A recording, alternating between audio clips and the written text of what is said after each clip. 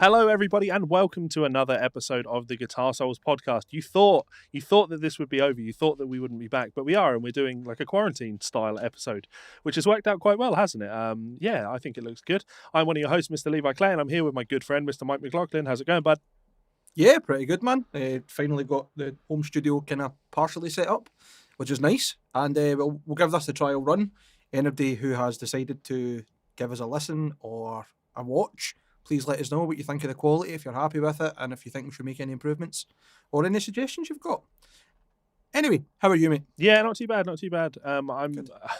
It's ridiculous because I know a lot of people, they podcast like this anyway because they live, miles and miles away from each other. Because I think that's the great thing about the internet, right? You can do a podcast with somebody that lives on the other side of the world, and it's not really that big a deal. We live across the road from each other, More or less. So we probably live too close to each other to social distance anyway.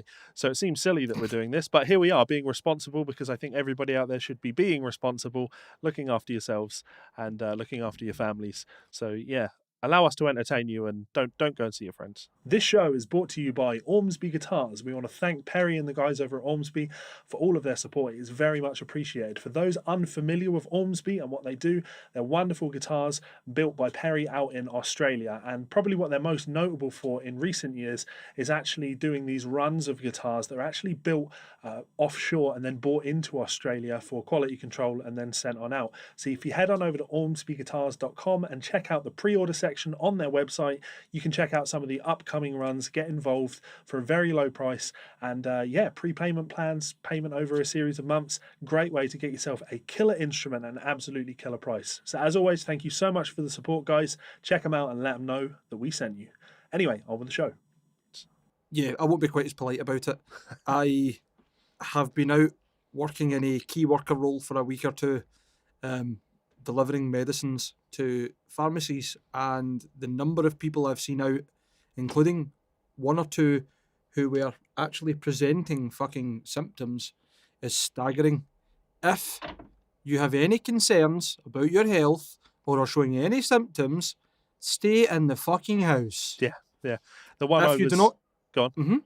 On you go. Well, I was just saying the one that I saw people talking about on Facebook yesterday was all these people that are saying, does anybody remember having like a really bad flu at the end of November last year, and like you just couldn't get rid of this cough, like that was you having the corona? It's like, shut up, you idiots! First of all, you're not a medical professional, so you're in no position to say that. You can't past diagnose something. But more importantly, you're telling me that you think that you had a highly infectious virus back in November, but at the time you didn't know it was a highly infectious virus, so you would have had no reason to self-isolate whatsoever. But you had this virus back then, and somehow, without self-isolating, it didn't spread among thousands and thousands of people, and people weren't dying en masse. Shut up, you idiots. Choke on your healing crystals. I'm going to offer you some distance Reiki in the form of you giving me £40 and me sending you a video of me doing this for 20 minutes. Yeah. I'll be like that fucking ridiculous evangelical preacher. I can't remember the guy's name because he's irrelevant, isn't he? But blowing away coronavirus. Be gone in the name of Jesus. I'll tell you a headline that I saw that was really, really fun. I believe it's an Israeli head cleric commented that coronavirus was actually God's punishment for homosexuality, and he has tested positive for coronavirus. His clergy must be disappointed as fucking him. What an absolute fucking weapon. Yeah. Horrible weapon. But I mean, I feel sorry for people who are so heavily ingrained in religion anyway, to the point where it changes your moral compass. I think that it's certainly to a detrimental effect. I know plenty of people who are kind of religious, no fundamentalists, but quite into it, but they use it to be really good people. They're still a bit blinkered, but at least they're doing something good with it. Yeah. But then you have people who are, hate clerics is probably the only way I could really put it. These people are just fucking not worth the time or effort of listening to. Yeah. Like, we're being super negative, and I hate having to do these shows during this time, right? Because you and me being negative. I know, but we're No supposed to be way. a comedy podcast, right? We're supposed to entertain people, and Aye, there's but we're nothing. laughing at people. Well, That's yeah, great. Fuck but them. there's nothing entertaining about this whole coronavirus situation. I Like, you know. look I at the know. news and you're just trying to find things to talk about, and it's this guy died, and this person's ill, and this person might not make it, and it's like, well, where's the comedy in any of this? I know, man. So we're going to try and be as positive as possible today. I've got some interesting and fun stories to talk about, but I want to tell you about the thing I was going to tell you about before we started recording. Please. The guitar, the tuning, right? So I'm having to transcribe some Pat Metheny stuff for someone. Someone sent me this song. They're like, I'd like to learn this, and I had listened to it. I was like, wow, this is really quite cool. Nice melodic guitar playing, solo guitar style piece, and then piano starts coming in later on in the track. Nice. And I'm like, okay, right, need to work out how the hell he's tuned, because I'm listening to it and there's some bass notes that seem a bit low, like really low. Certainly not 6-string low. There's definitely a point where I can hear him playing a low B. So I'm like, does Pat Metheny play a 7-string? No. So I asked Martin Miller, because he's a big Pat Metheny nerd, if Pat ever played a 7-string, and Martin's like, not that I'm aware. But then I got thinking about it, and he has a record called One Quiet Night where he plays baritone for the entire thing. So okay, Nice. chances are he's playing a baritone. Makes sense. But then the more I listen to this recording, there's like these pedal tones in it. You can hear, like, as a transcriber, well, actually not even as a transcriber, but as a guitar player, you know what an open string sounds like, right? When you hear it on a recording. If someone's pulling off to an open string, you immediately know that's an open string. Or if there's a chord progression that has open strings, the ringing out on top of it, you just know, because open strings, they sound a certain way. So there's these two notes, these repeating notes, an A and a D, that just sound like open strings. So I'm like, hang on a minute. So his low strings tuned to B, but then his high strings are tuned to A and D. What the hell is this guy tuned to? And I had to do a shit ton of research, right? But I found what he's tuned to. Well, at least I found a variant of what he's tuned to. And it's this fascinating combination of baritone and Nashville tuning. So have you ever tried Nashville tuning? No. Okay, Is that open C or something? No. Nashville tuning is like simulating a 12-string guitar. So you would take the low 4 strings of your guitar, low 3 strings, low 4 strings even, and tune them up an octave. So it gives you all the same chord voicings, but if you record an acoustic guitar with standard tuning and then an acoustic guitar in Nashville tuning, it gives you like a faux 12-string sound, which is super effective. So it turns out that Pat is doing that. He has a baritone guitar, and I've done it on my Telecaster. I'll just grab it. Yeah, do it. He has a baritone guitar, right? But the middle 2 strings are actually tuned up an octave. So you've got this.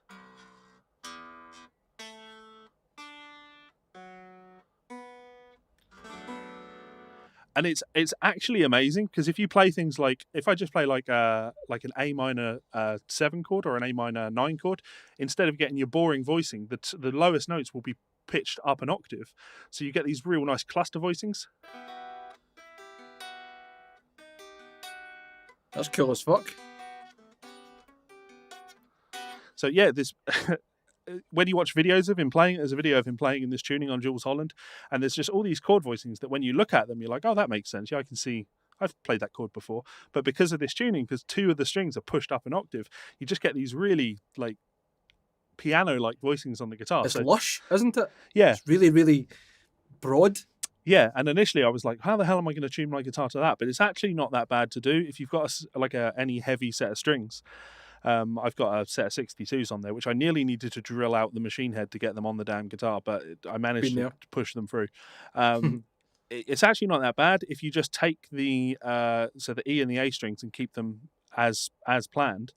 Then what would be your D and G strings, if you use those as the top 2 strings and then take the top 2 strings and use those as your middle strings, you can kind of get by. It's not ideal, and the strings are definitely sat on the nut a little bit rather than being in the nut. But yeah, very, very cool. Honestly, I would recommend people take a look on YouTube for this kind of Pat Metheny half Nashville tuning and look at people playing some of his recordings that use it, because very clever, very clever. I really like it. I admire it. So that's my fun thing of the week. Typical Pat Metheny being a smart arse, isn't it? Yeah, absolutely. Showing everybody else up with like what is a simple idea and an incredibly effective use of it. Yeah, but the key thing is he's done it for musical reasons, right? It's resulted in something that sounds really nice. Frank It's Gambale. funny you say that. Go on. You go. No, I was just going to say Frank Gambale did something similar with what he calls the Gambale tuning, a tuning that at one point I'm sure he tried to patent. And since then, he has gone on multiple times to sort of brag about this tuning that he invented and created, and it's very similar to that. In essence, it's essentially taking the top 4 strings of the guitar and taking the lowest one and tuning it up an octave. So you're getting like a ukulele type tuning, if you think about Mm-hmm. how ukulele is tuned. And Frank totally did it for a musical reason, but then for years and years and years, he always brings it up as an example of how clever he is. Whereas Pat Metheny, I can't find any videos of Pat Metheny actually talking about this tuning. It's just something that he's done it on a lot of recordings, and it's just the way it is. I'm more interested in the music that I'm making rather than telling you about it, type thing, which That's I kind of admire. Pat Metheny over the back, isn't it? Yeah, All absolutely. I was going to say is it's funny you talk about it for music's reasons, because you and I were talking about those thumb chords just the other day. Which chord, sorry? People thumb chords. Oh, yeah, Remember yeah, we were yep, talking yep, people yep. using their thumb to bar stuff? Yep. And it's like there are applications which are incredible, sound great, and there's applications where it's literally just to flex and show, look, Yeah. I can use my thumb as my 5th digit on Yeah. the fretboard. Whatever you're into. Yeah, I'm going to be nice with this one. Whatever you're into. Well, those things I think they're going to become more popular now because people are doing it on Instagram and stuff. But actually, if you go back and look at this stuff, I drew attention to this. I've got a video teaching some of that stuff actually for one of the Scotty Anderson videos from like the 90s where he's So then we're doing that talking in the one of his actual- chords. Mhm. And it sounds really cool. And then as part of the comments of that, people drew to my attention that actually this is a common technique that's used in a lot of Brazilian music, bossa nova style music. And yeah, they're absolutely right. So not a new technique, nothing revolutionary, but I like that people are putting new creative spins on it at least. So, but Mhm. please try and make it about the music rather than the technique. I give it, I'm going to say a year, just because everything that's going on before there's a video of one of the guys from Polyphia playing one of their songs using his thumb. I can see it happening. Yeah, probably the trend chaser.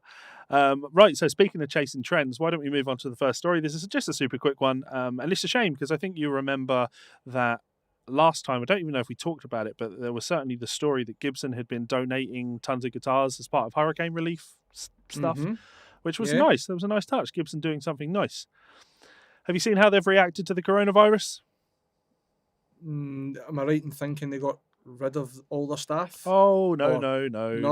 No? No. The total opposite. Gibson is forcing 300 non-union factory workers in Nashville to continue working despite major COVID-19 outbreak in Tennessee, and 30% of its workers are over the age of 50, making them a high-risk group. Sounds like Gibson. It's just You can, it's the old saying, isn't it? You can't teach an old cunt new tricks.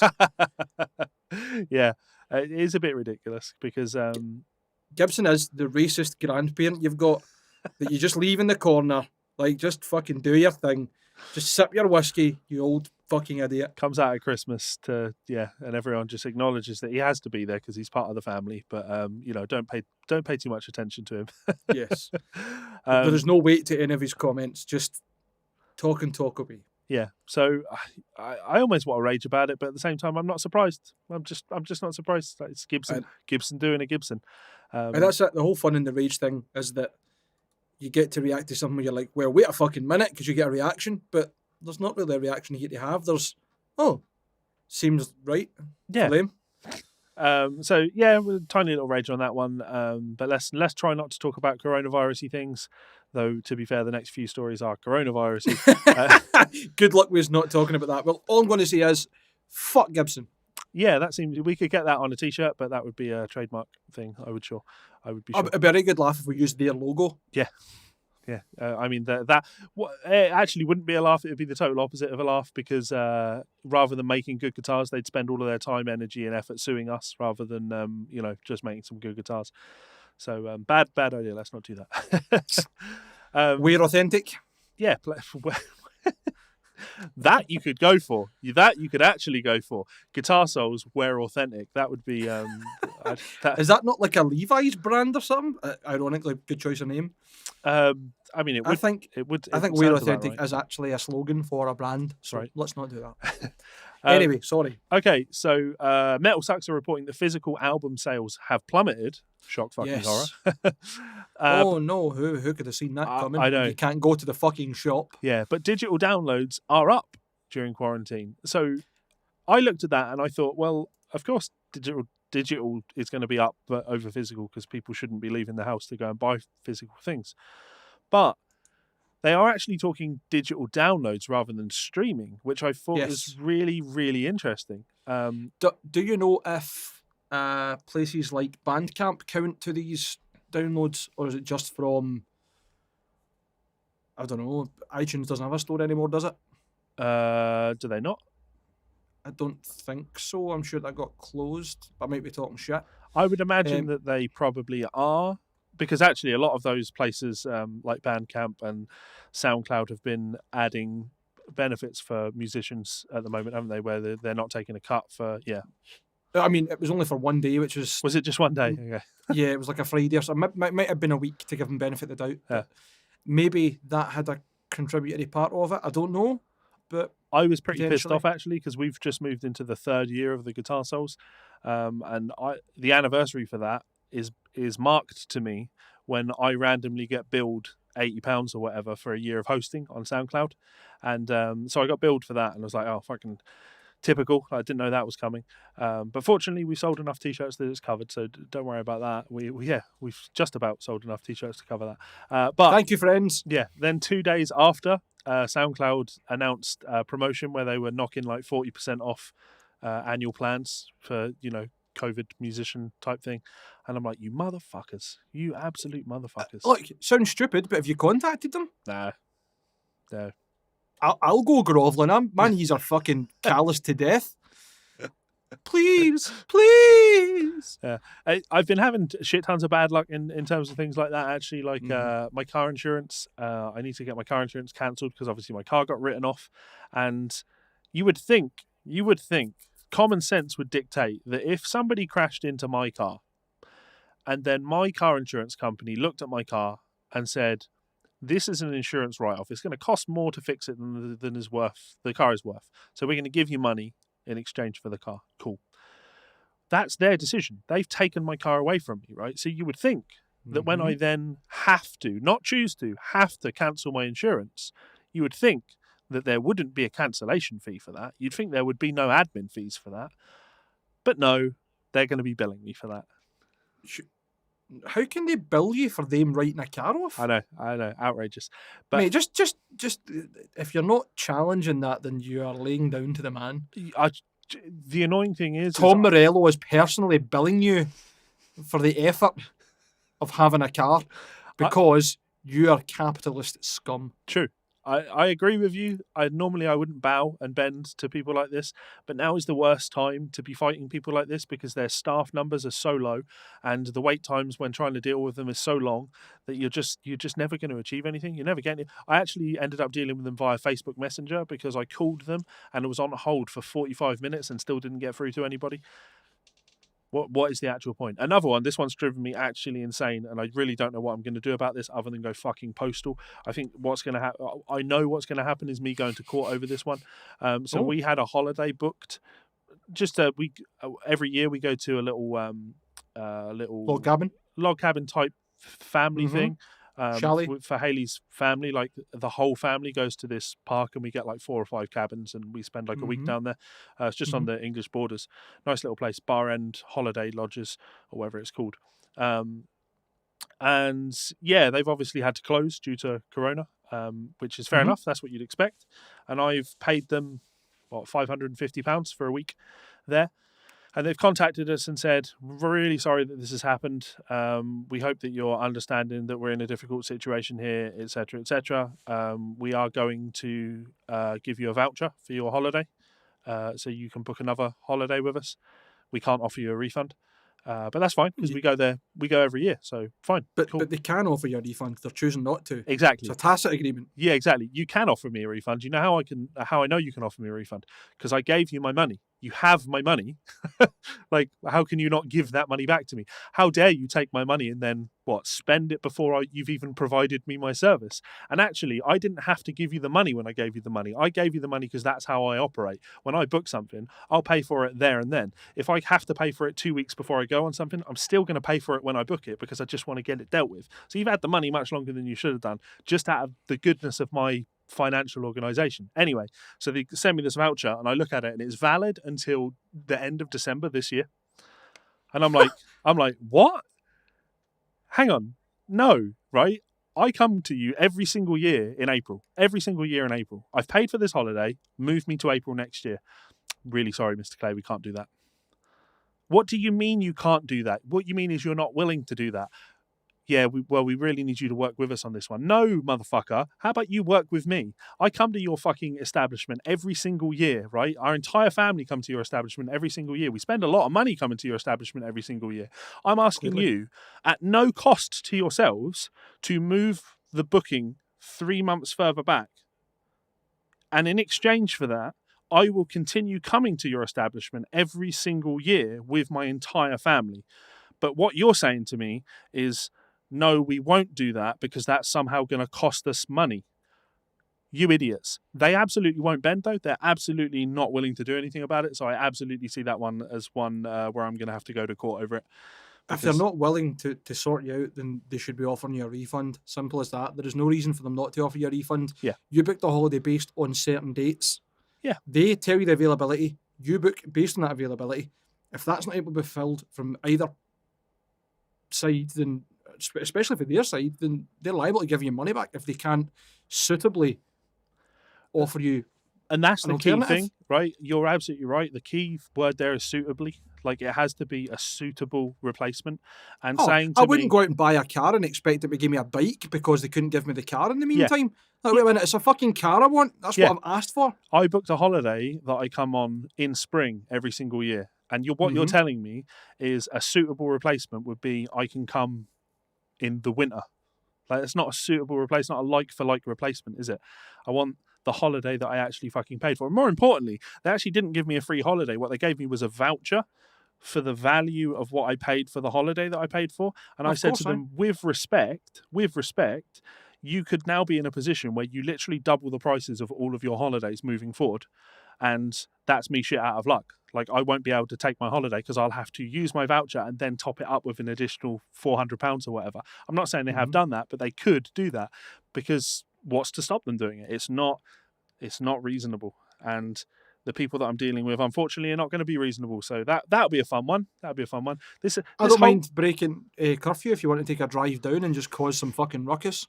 well, I don't want to cause ruckus because I I'm trying to be supportive of them. That's their I entire know. fucking point. Like, I'm trying to work with them, and they've refused to actually even respond to my emails now, because they said, as we said in our Facebook post, we won't be dealing with anyone that's being aggressive or rude. And in fairness to them, or in fairness to someone in that situation, in a situation like this, I can be known to be aggressive. I can be known to be very pushy. I can be known to be not rude, but smart, be a wise ass type thing. But Not because, you. no, I know. Not you. I know. But honestly, because this is like a family related situation, I wasn't. I deliberately wasn't. And I can Haley, imagine. my wife, constantly tells me when I'm being out of line, when I'm dealing with like electric companies, or whenever I've got a complaint going with someone, I'm a pain in the ass. But in this particular instance, she read through every single email and was like, I've never seen you be more reasonable than that, Levi.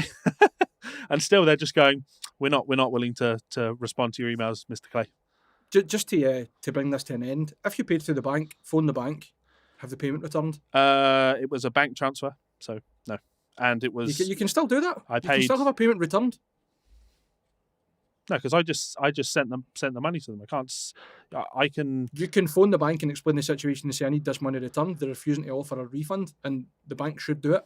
I mean, I can raise the issue with the bank, but it's the same situation. Like, you don't want to be calling banks right now. You don't want to be calling anyone, because you're just going to be on hold for fucking days. But if a company has £500 of my money, hypothetically, and are now refusing to contact me back, basically going, la, la, la, la, la, we're keeping your money, and you'll probably not get to use the voucher, so essentially we're £500 up. No, fuck that. Not a chance. I'm going to fight it. I'm going to fight it. Pot and kettle black kind of thing. If you're talking about not being aggressive, but being a smartass when it comes to complaints, I can usually hold my own quite well. And that sounds to me like a situation where if you took that further, they would get fucking hounded. Yeah. But you don't need to. Phone the bank, get the money back. Fuck them. I mean, I'll be sending them a strongly worded letter, and I will ultimately. I want to go out of my way now to make their lives annoying, because Scott's Death. Love it. how dare they? like trying to play the sympathy card against me, like, oh, we've been hit really hard by this COVID-19 thing. I'm sorry. The last time I checked, you still own a multi-million pound piece of property covered in log cabins that you can rent out all year round, right? Sure, you've had your income knocked for 3 months, but you still own that thing. You still have the potential for income, right? I don't own that. I don't have that. All I have is once a year looking forward to actually getting away for a week. And what you're telling me is, poor you've been hit by this, therefore I need to take a hit by this. This is the only thing I fucking have to look forward to, motherfucker. No, I'm the one that you should be feeling sorry for. It just sounds incredibly poor from start to finish.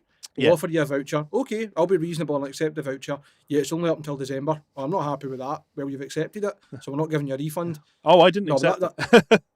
Well, I mean, they sent you. Yeah. I'm sure they would argue we've sent you that voucher, so therefore you've not disputed it. Whatever the shit that they try to go by.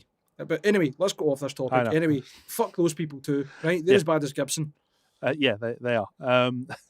You are right. We went off on a bit of a tangent there, but I like to rage. I want to rage. It's good. I'm sure people listen to us for more than just talking shit about guitar companies. Just seeing how angry Levi is in general.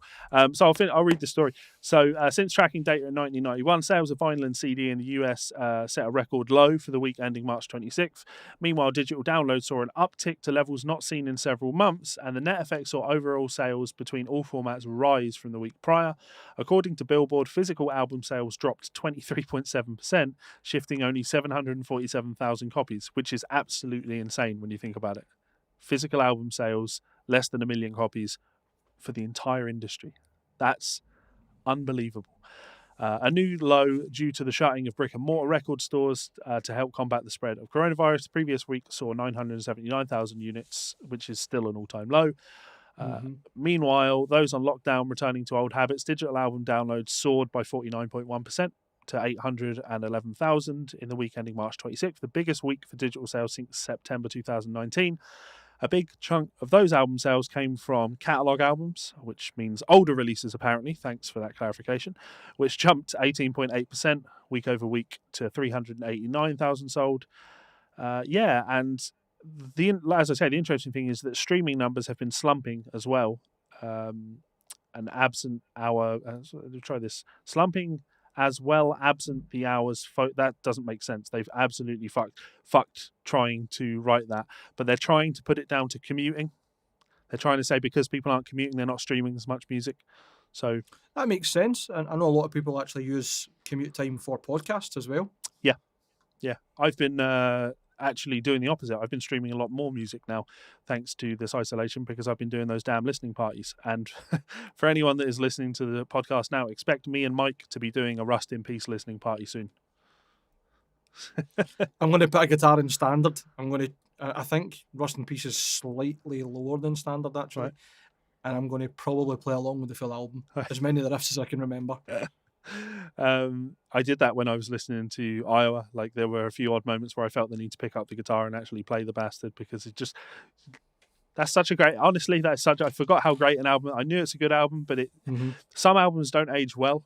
You know what I mean? Like, if you listen to because I did the full Ozzy Osbourne listening party, and when you get to his like 80s albums, Bark at the Moon, I always thought was like an amazing album, but actually that album has not aged very well at all. It sounds like it was made for the time. Especially the Ultimate Sin, the album The Ultimate Sin. There's a lot of that was during like the revitalization of metal, the popular stadium hair metal type thing, and that's present on the album. You can tell, you like just listening to it. It seems that what a lot of the songs are about rallying the kids. You know, like how cool rock is. But yeah, you're part of our gang now type thing. There's like terrible choruses on there that... I remember somebody singing about people being in his gang and want to be in his gang. I don't think he's very well remembered. No. There's a lyric on that album, a chorus that literally just goes, "We rock, rock, rock." And it's shit like that has not aged well at all. Whereas Slipknot's Iowa, that still sounds good. That's aged wonderfully. I mean, I think that's probably just Ozzy trying to do the Twisted Sister and fit in with the times. Yeah. To be honest, because I want to rock. Yeah. Yeah. It's anthemic, but it's terrible. Yeah. Bear me 2 seconds to take my headphones off and take my jumper off. I'm quite warm. He's doing his best to keep his hat on. Sorry, mate. I laughed there saying that you did your best to keep your hat on. I did. It stayed on. You don't want anyone seeing your hairline. Is that what it's about? It's not the hairline. It's just the fucking hair. I tell you what, right? I'll do it for you all. Yeah. Consider this like a live reveal, like a strip. So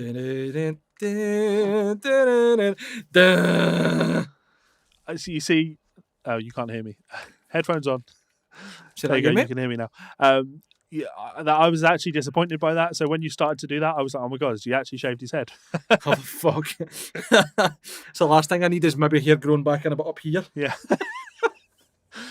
So this is a real quick one. Have you seen the new Pantera shirt? Yes, and I'm not going to lie. I actually think it's the kind of thing that people will probably buy who don't like Pantera to take the piss out of Pantera fans. I'm not kidding. Yeah, so I've got it on screen now. The Pantera Be Yourself, Buy Yourself, Stay Away From Me, which is their COVID-19 shirt, which I don't know how I feel about this. I like the design. I think it's very clever. I think it's very clever. But Pantera aren't a band anymore. They're a merch line that somebody's obviously making money off it. Pantera consists of two members that aren't together as an actual band. And who's going to get money on behalf of Dime and Vinny? Because there will be other people who are beneficiaries. Well, here's the question: has this been released by Rex and Phil, or was this shirt just released by Rita? Who knows? Yeah, I do like it. For anyone outside of the joke, this is obviously a play on the Vulgar Display of Power album cover, which of course is an iconic album, a very good record. But Well, I mean, yeah, it's on the Pantera website directly. Yeah. So something to do with Universal Music Group. Maybe they're just doing it. 40% of the proceeds generated from this purchase of this T-shirt will be donated to the Music Cares COVID-19 Relief Fund. So trying to do a good thing. To be fair, I like that they've done a good thing, but in a novel way. You know what I mean? You're still getting something from it. You're Yeah. not. It's not like a just gift to charity. You're getting a fairly daft, potentially collectible Yeah. T-shirt from it. When you compare mean- that to WWE, who just did WrestleMania With nobody there. with no audience, it was the worst thing that's ever happened. Like actually, the worst thing that's ever happened. And they released a line of You better be T-shirts careful for it. saying that. You better be careful saying that. There's a lot of worse things have happened in history than WWE without a fucking crowd. No, I would be confident this is the worst thing that ever happened in history, right? The worst thing that ever. You could go on like Live Leak and watch actual beheadings, and they are less awkward than watching wrestlers perform with no audience there. That may sound extreme, but honestly, there's something really unsettling about wrestlers wrestling without an audience. It just doesn't make any sense to me. Anyway, they did a promotional T-shirt for WrestleMania that just said, had all the WrestleMania icon thing, and it said WrestleMania, I wasn't there.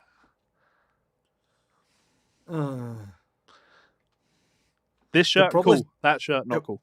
Wouldn't surprise me if they sold that T-shirt every year. Yeah, actually, that's a good point. Actually, what you've changed my mind on it now. Actually, I want to pat them on the back for not selling that every year. Well, okay, fair Yeah. enough. But fuck there you them. go. So Pantera, good shirt. There have been a lot of bands that have actually been, donating and spending a lot of money to try and help. You're out right. in these So times. Metallica have done quite a Yeah. given quite a considerable donation of $350,000. So did All Fall. Within My Hands Foundation. So did Fallout Boy. Did they? $100,000. Yeah, donate Wow. $100,000 to charity. So It speaks volumes when bands who probably don't have that amount of money to throw about, like whimsically. I mean, maybe Metallica do, but I don't think Fall Out Boy are particularly super money laden. Do more than Jeff Bezos does. Fuck Amazon as well while we're at it. What a fucking cheek he had. I've set up this fund, but you can all contribute to it if you want. Why don't you take one of your $144 billion you've got, cunt? I have both a hatred and a respect for them, not because of their supreme levels of capitalism. And actually, it's hit me really hard because obviously a big part of my income is selling books, Mhm. and Amazon have completely stripped back the delivery times on things that they deem to be Non-essential. non-essential. They are That's right. prioritizing delivering supplies and medicines, which, to be fair, I mean, that's a good step. That's the right thing to do. There's obviously a lot more right they could do. I would like it, of course, if they were selling my books more. But in the grand scheme of things, I do appreciate that they've kind of stepped up, and I imagine that's probably hit the business. Not think about it, like they're not selling all the things that people want to buy. They're just selling things that people need to buy, and I don't think No, people spend as much money on the things they need as the things that they want. I think you misunderstand. They're still selling everything. They're not fulfilling deliveries for other things. Case in point being Nancy bought a nail kit. Yep. Delivery June. Yeah. So, but it's not that they're not selling everything, it's that they might as well not be selling everything. So I've had people reach out to me and ask if there's other ways they can get my books, because Amazon say they're not shipping the book for 10 days, right? So, all right, technically they are selling it, but what Amazon know is that when they put the shipping date of 10 days in the future, the amount of people that will actually click buy on that might as well be that the product isn't for sale. Yeah. I understand. I mean, what I would probably put that down to is Amazon's business model. I'm trying to slow myself down because I feel like I'm talking really quick. See, because we're not sitting together, I'm just going into normal voice mode rather than people are trying to listen to me mode. Yeah. Yeah, I put that down to Amazon's business model. Their number one thing, whether they say that or not, is convenience and access to stuff almost immediately. Yes. Prime, same day, fucking all that stuff. You know what I mean? Like, they are the ultimate retailer in terms of getting you what you want when you want it, if they can. But I don't hold a lot of sympathy for them. I feel sorry for you. I think you're in a shitty position where you're trying your best to combat something you've got no effect in. But honestly, in the grand scheme of things, I don't care. Sure, it'd be really nice if people could get my books like this again, but I just think there's bigger problems in the world. And in the grand scheme of things, while this hits my monthly income significantly, I'm still all right. You know, it's not. Yeah, again, other people have bigger problems. I can hardly say poor me. I'm more angry about my holiday. And that's understandable as well. Yeah. Anyway, I'm not going to continue ranting about Amazon. Yeah. They can go and shit in the corner with fucking racist Uncle Gibson in fucking Incontinent Holiday Park. Okay, let's do the good guys one. So they're actually currently, you can get a lot of free stuff. A lot of companies are giving away free things. Yes. And I looked through a lot of these free things, but the one that really jumped out to me was Two Notes Torpedo giving away the Wall of Sound lifetime license for free. Yep. Which and is cool. two cabs. Because a lot of companies tend to be doing like a 90-day trial, a free 90-day thing, which is cool. Like, I do appreciate it, but then you get to the end of that and it's, let's be realistic here. You've given somebody a trial and something, an extended trial in something, in the hopes that at the end of it, they'll then spend money. You know what I mean? Obviously. And while Two Note have kind of done the same in that they obviously want you to buy more cabs in the long run, you absolutely won't need to. So the story goes, Two Notes Audio Engineering, friends of the show, giving away free lifetime licenses of its Torpedo Wall of Sound speaker and miking simulation plugin until April 30th. So get on it now, guys. Torpedo Wall of Sound comes with 2 free virtual cabinets, the 4x12 modelled on the Slash Signature Marshall and a 2x12 modelled on the Hiwatt with Fane speakers, and 8 virtual power amp emulators, powerful onboard EQ overload, speaker cone distortion emulator, and 8 reverb room emulations. That's pretty fucking good and very handy if anyone out there decides to buy themselves a Rev G20 or a D20. So that's a very good point. Yeah. I mean, you already get the Wall of Sound anyway, but that might not be 2 cabs that are free with the amp. So there you go. And I'd imagine a Slash Signature 4x12 Marshall is going to sound pretty fucking meaty. And having played a few of the high watt cabs and having had the luck to play some old Fane speakers, I can imagine that'll be an interesting sounding cab too. Fingers crossed that that's cool and people get some enjoyment out of that. Ultimately, I think people should be using their time at home to make some music, do some stuff. I've been doing it myself. I did that. We're going to talk about it shortly, but the Slipknot, I started doing a cover of Left Behind for that YouTube video that I made on my BC Rich Warlock, and I'm now over halfway through a People Equal Shit cover. All the drums and bass are all done. Sounds meaty as hell, and I'm just tracking guitars and talking to somebody about doing vocals. I wonder if we can guess who that might be. Not an idea. The more interesting one with doing something like that, though, is what I would love if somebody could give away free sample packs of would be people hitting metal beer kegs with baseball bats. There's not enough of that being sampled. Do you know what I mean? Or DJ sounds. Like I don't really know how to on a People Who Call Shit cover. I'm not really sure how to imitate Sid's DJ stuff. But I'll see what happens. I'll I'm see sure if you'd find somebody that can scratch over the top of it. In fact, the person who you are stealthily alluding to do the vocals yeah. probably has some way to do it. That was my hope, to be honest. We'll see. We'll see what comes of that, though. Right. Hagen announced a new album and launched first single. Did you listen to the first single? I didn't know. It is fucking tremendous. Of course I'm it is. not going to lie. Because it's Hagen. No, but like, even better than expected, man. Right. It's like proto-gent. Yeah. It doesn't surprise me. Some of the rhythm stuff, and it's fucking tremendous, and it's got a lot of build-up and lots of suspense, and it's just right. It's really good. Really, really good. Absolutely excellent band. I've gushed about them for a very long time. I even said, shit, what was the album? It's not Vector, is it? Is it Vector? Yes. That was the last one. Is the last one, Vector? Yes. That I can see the album cover in my mind, the red and the Dvorak test thing on it. Yep. But I gushed about that and gave it my album of the year last year. I loved it. I absolutely loved that album. I still play that regularly. Well, I was going to say I still play that regularly in the car, but I don't have a car anymore. I play that regularly in the driveway, crying to myself. Yeah. But I still do play that album a lot. I love that album. Mm-hmm. And then obviously I saw them play with Devon Townsend a few months back, and they were absolutely fantastic. So you bastard. I know. I extra bastard because I was really supposed to take you to that, wasn't I? But we're all good. It was my wife's anniversary. My wife's anniversary? Mine and my wife's anniversary. Yes. And part of me did what I say to her. I know it's her anniversary, babe, but I'll take you out tomorrow because I really want to go to this gig with Mike. That's asking for a slap. I mean, I know. I'd done the same yesterday. Yeah. I said to you, I know we've left a few days to get a podcast. Let's do one on Monday. I'll have everything set up. My stuff turns up, like the rest of my acoustic panels and my adapter that I told you about. And then I went, wait, that's Nancy's birthday. I can't really just be like, I'm going to sit in the garage for 3 hours. Fuck off. We definitely won't be going for 3 hours. I can guarantee that. Oh, no, but it's one of those ones.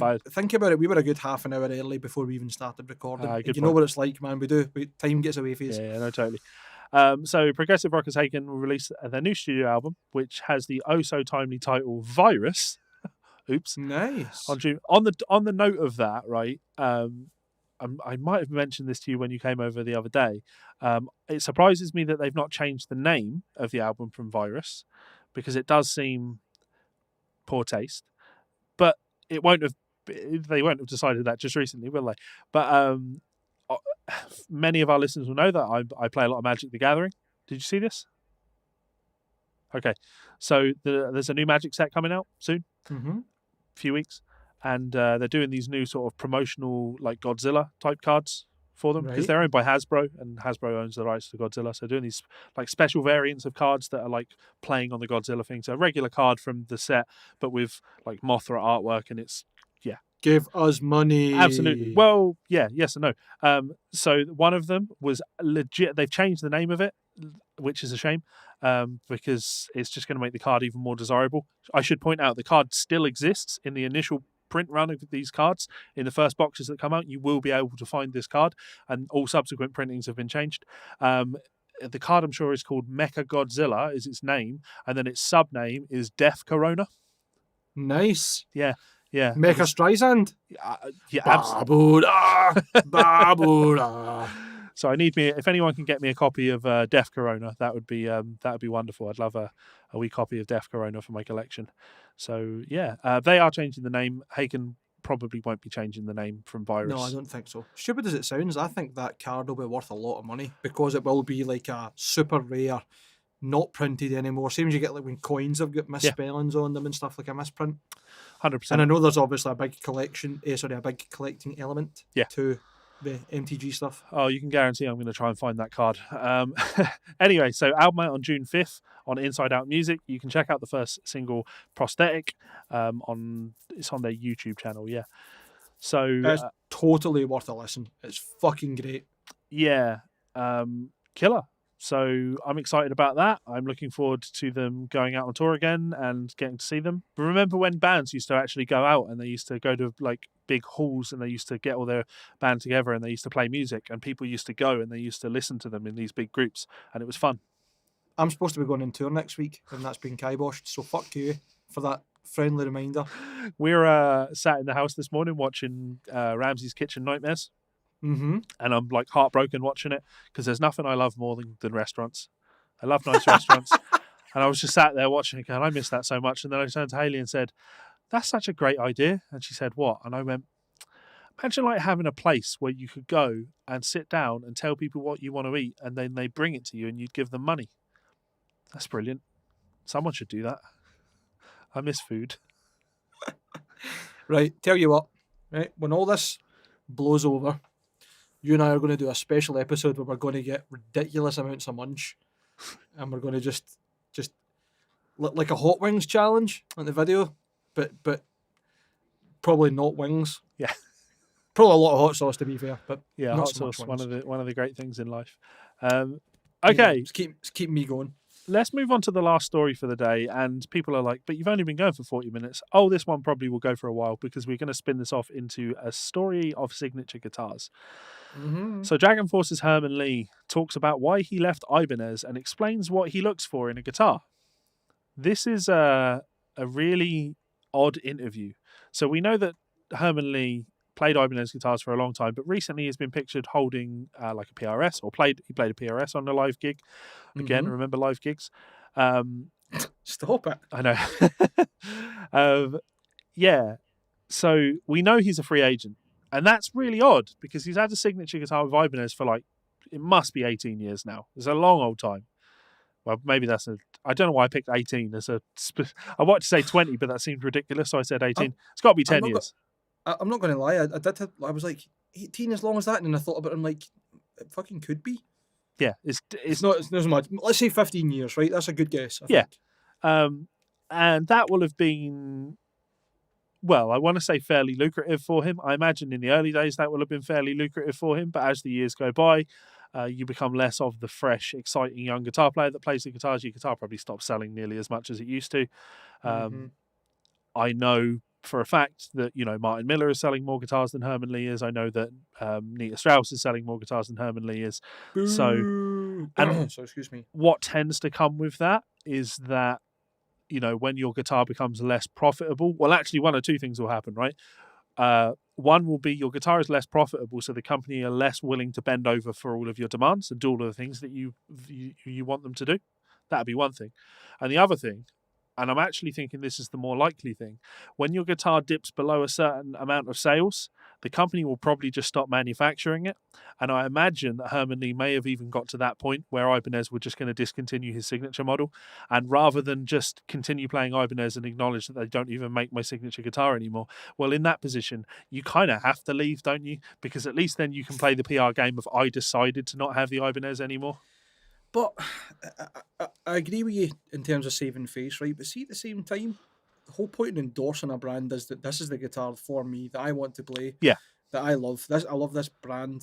It doesn't mean you don't love other brands. Yep. It doesn't mean you don't find redeeming qualities in other guitars. I love playing other guitars. Like until recently, I had an ESP and I had the Ibanez RGR and a couple other kind of weird guitars. I had like a golden blah blah blah. Right. So, but I mean, my main guitars have been Ormsby's. But were it the case that I stopped playing the Ormsby stuff, or I had a signature, and that then the sales dipped to whatever level where they maybe say we're not going to manufacture it anymore, like that's not the reason I'm with Ormsby. If you know, just me personally, and I would think it maybe shows that Herman wasn't that bothered about, if that is the case, being with Ibanez, more so just having a business deal. Yeah, like I totally see both. I totally see where you're coming from. I think it's a very, very different thing to find yourself in that situation, though. You may find of course, that if you were in that situation where you had a signature guitar with something like Ormsby and then they decided that we're not going to manufacture this anymore, there might be not, well, fuck it, I'm leaving, but more of that feeling of, well, I thought we had a good enough relationship that you'd just keep making it anyway, and you'd feel hurt by it. Potentially. Yep. I can see it's not even... It'll be a knock of pride. You Oh, know? totally. Yeah. And taking away the business aspect of it as well, I'd imagine if this is the case, I know we're talking hypothetical, that might be a big knock in Herman Lee's financials as well. He might have went from, and this I think this is probably a common thing with anyone who has multiple revenue streams, from, oh, that's great, that's extra money that I'm getting in the start, and as time goes on, it becomes dependent of, that's this money, I'm putting this aside for this. That's going to cover this bill for these months and whatever Yeah. else. And then to potentially be in the position where, well, you're not getting anything. Yeah, of course, I'm totally speculating on that, and Of course we are. I could be so unbelievably off base with it. But it We never also, speculate. I know, allegedly, it wouldn't surprise me if he's left Ibanez expecting this to be quite a big deal. Herman Lee's a free agent type thing, and that now all of the other companies are going to be courting him, and that hopefully he'll be able to get a significant signing fee with whichever company. And the fact that that hasn't come yet. Maybe Herman Lee's having to deal with the fact that he's maybe not as hot a property as he was 15 years ago. Yeah, as he thought he was. No disrespect to him, great player to some degree, but it's a bit one-trick pony. I can't really slag MD for one-trick pony, right? I play in a gimmick death metal band that is not anyone's cuppa, really. Sure. We do all right, but it just, all I'm reminded of is the last couple of times I spoke to Herman Lee, it's just been like stupid things. For example, playing in the swimming pool. Exactly what I was going to say. Yeah. Like fashioning a floating device to the top of a guitar so you could go under the water and play this solo, but it's not really underwater. Like you were essentially snorkeling next to a guitar floating and trying to play it at the same time. It's just not. And it's worth pointing out that the Ibanez was suitable for that. Oh, that's it. I mean, had it been spur of the moment, just jumped in the pool or whatever, oh, that's funny. Or big production budget, like the In Too Deep video, Sum 41, when Brown Sound comes out playing the solo. Yeah. That's fucking cool. Yeah. Let's be totally honest. Yeah, Everybody watched that and went, that's fucking minted. I wish that was me. Yeah. but then there's Herman Lee snorkeling doing playing guitar up here. Like, you look like a dick, man. Like, it doesn't sound good. It can't be entertaining except for the people on the boat that go, "Way, gimme." Yeah. And maybe that's horribly overcritical of me, but so fuck. That's just my opinion on it. I don't. Yeah.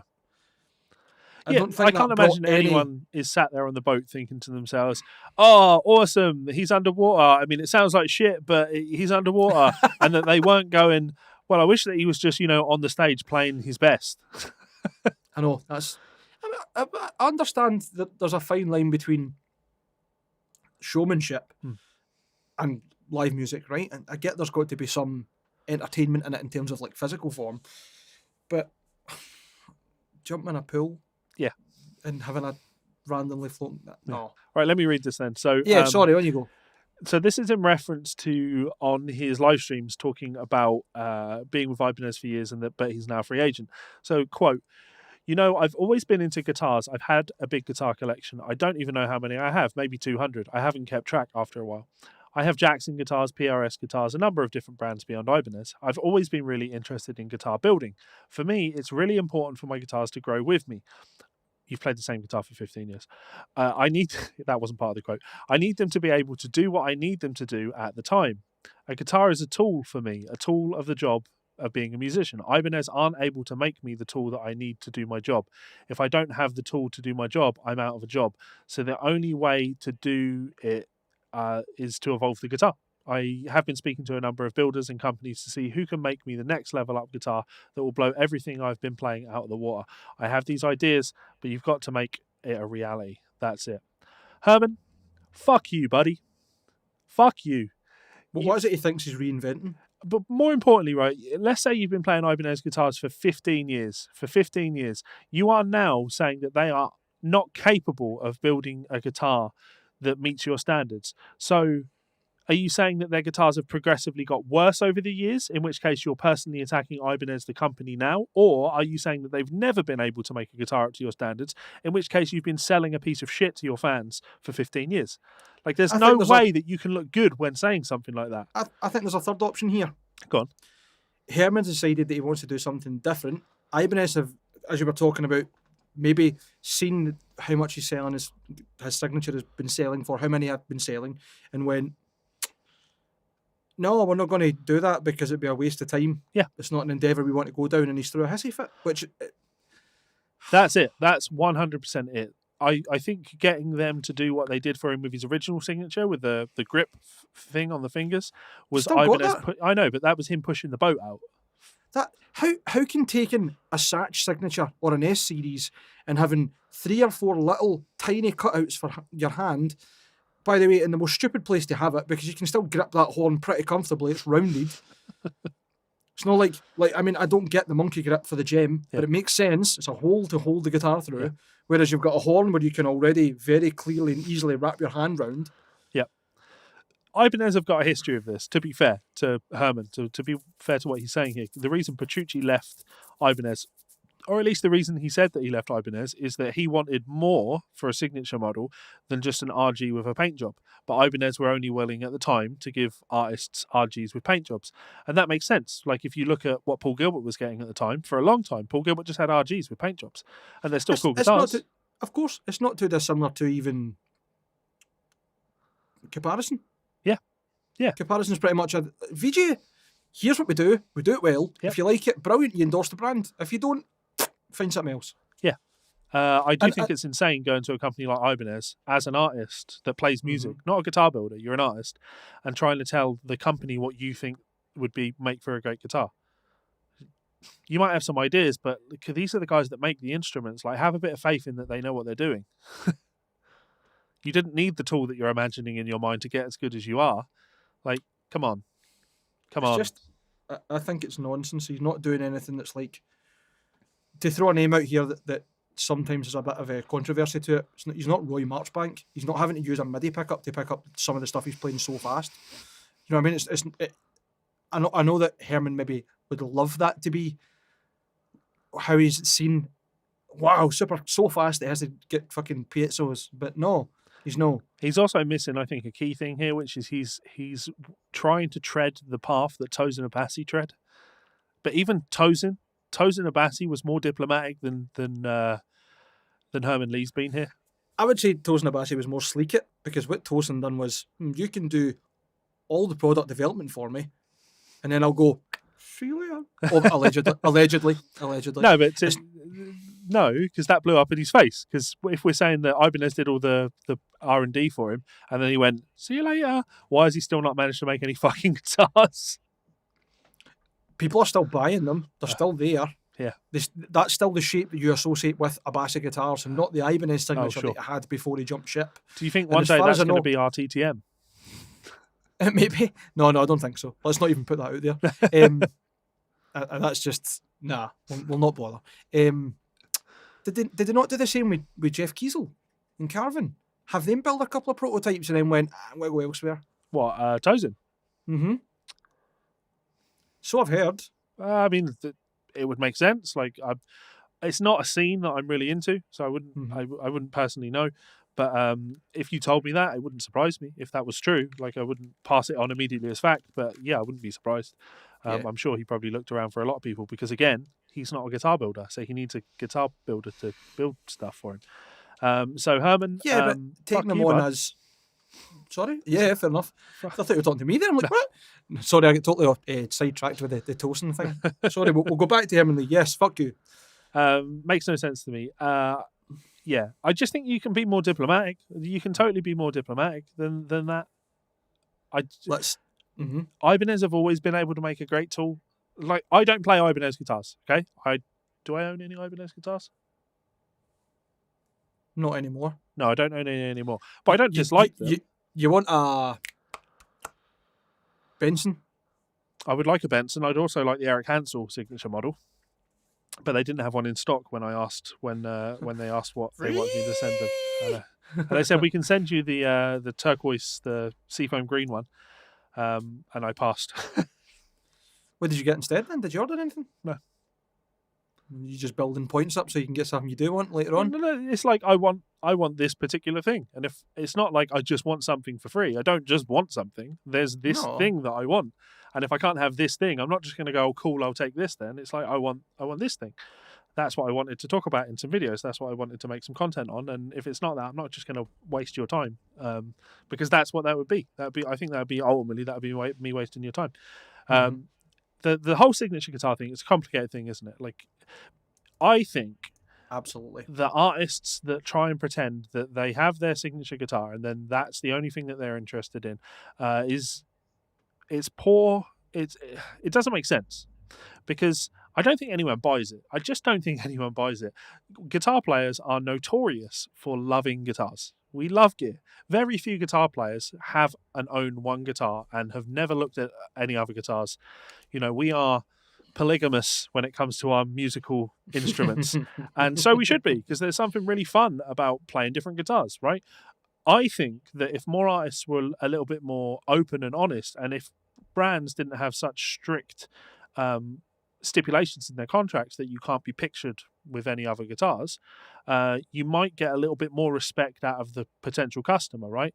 I maintain, and the brands that I and we work with might agree, they might disagree. I maintain the fact that because I have a bunch of Mayonnaise guitars on my wall, and I've got the Ormsby guitars on my wall, and I've got a relationship with Vigier guitars, right? I maintain the fact that because I play all of these, it tells you that the reason I'm playing them is because I like them, not because I have to, not because I have no fucking choice, right? It's not because they're the specific tool that you need for that job, and Yeah. if you can't get the specific tool that you want, then you can't have it. A la Herman Lee, I want what I want. Yeah. Stamp my feet. And one of the main guitars that I play in all of my YouTube videos is my Butterscotch Telecaster, right? And I have zero relationship with Fender. I don't know anybody at Fender. So there's no benefit to me playing that guitar, but I play it because I like it, right? And that tells you that I play guitars that I like. I think that's really fucking important. So what we're going to talk about now is we're going to talk about our own signature guitars, designing our own signature guitars, and we're going to kind of ease into that by talking about our 5 favorite signature guitars of all time. Mm-hmm. Now, I should specify, when we talk about favorites, we're not necessarily talking about the best signature guitars. And for me personally, when I talk about signature guitars, it's a very nostalgic thing. Signature guitars for me, signature guitars are a wonderful marketing tool, right? They're a wonderful marketing gimmick. Nothing will make you buy a guitar more than your hero playing it, especially when you're young or influenced easily like I was. So all of these guitars that I'm going to mention today are pretty much things that I loved when I was younger. And that nostalgic thing around those particular instruments has never really gone away. What do you think about signature guitars? Pretty similar, to be honest. Sometimes artists deserve it because they've shown great loyalty and quality to the brand. They've brought a lot of value to them. Sometimes it is just you've done X, Y, and Z. Here's some way for us to make money on you and for you to get some money back from it. Not naming names or saying anything, but I think we all know a few people who have signature guitars, and you're like, why? For what reason? Other than making money. Are you talking about that new Kerry King signature? I wasn't, but that's just nail on the head, isn't it? Like, Yeah. never played Dean in his fucking puff. Always been an ESP guy. Always. I better jump to Dean now. BC Rich. I was a BC Rich, sorry. There's how immemorable it is, and how much I could tell you who he's played for fucking his full career, and now he's jumped, and it's like, who cares? No one cares. Your band doesn't exist anymore. So how many guitars have you got on your list? I have 5. Okay. Is there an honourable mention or? Yes, the honourable mention is for, obviously, Rusty and Dino's signatures, which have just came out through Ormsby. Not to order just yet, I think. I think the Dinos are due out if they haven't already been, and the Rusties were on order. Those are cool fucking guitars. I really like the Rusty one. I think that Rusty signature model with the Floyd Rose in it is so cool. And I keep talking about it, but I've talked about like multi-scale guitars so much. My most popular video on YouTube is by far the one where I'm talking about fan frets and what they actually do. And whenever someone talks about ergonomics on a fan fret instrument, because of the way your hand moves, the way your hand opens up, despite the fact that when your hand opens up like this, it has absolutely no strength in order to bar. Like, your finger needs to be this way in order to have the strength to bar efficiently. The more you open your hand, the less efficient it is at closing. That's besides the point. Even if I were to admit that that's the way my hand opens, It doesn't work that way when you go up the neck, because when you go high up the neck, it doesn't mean that your hands magically stretch out this way. As you start going onto lower strings, when you get past your straight fret, things become less ergonomic. So I'd always made the argument that if the reason you're making multi-scale instruments is for ergonomics, why do you not have the bridge completely straight and then have everything gradually fanned from there? And the Rusty Cooley Ormsby does that. Now, I know that's not really the focus of the design. That's not why it does it. The reason it does that is because Rusty wants a Floyd Rose. But I think the engineering that has resulted from that Perry has had to resort to has, I love it when people prove my points, but has resulted in a very unique, very cool instrument. So I have to agree with you on that one. It's certainly a very, very cool signature instrument. And I'll go one further than very cool, right? It is a completely unique signature instrument. That's what I like about both of them. Obviously, Rusty's much more than Dino's. Dino's is a cool guitar. It reminds me of like the Christian Old Wilbur signature Jacksons. It's just like, this guitar is built for fucking riffing with the multi-scale, beautiful finishes. But you're right, I mean, the Rusty, it's like, how do we get all the things that this person needs in one guitar and having to engineer it? It's the same way like the Gent 2018 guitar. Didn't like it. Yeah. It's not my cuppa, but the engineering, the process, the thought that went into that, the workmanship, the craft, it's fucking ridiculous. Yeah. Yeah, no, Anyway, absolutely. Okay, sorry. so from that you have 4 more, is that right? No, I've got 5. That was just an honourable mention. Awesome. So I'll do my honourable mention. So my honourable mention goes to the first signature guitar that I ever wanted to own, and I couldn't own it even though it was a very cheap guitar. So I had to do this to my Washburn BT9 in order to imitate my hero at the time. It is an Ibanez guitar. Do you know where I'm going with this? No.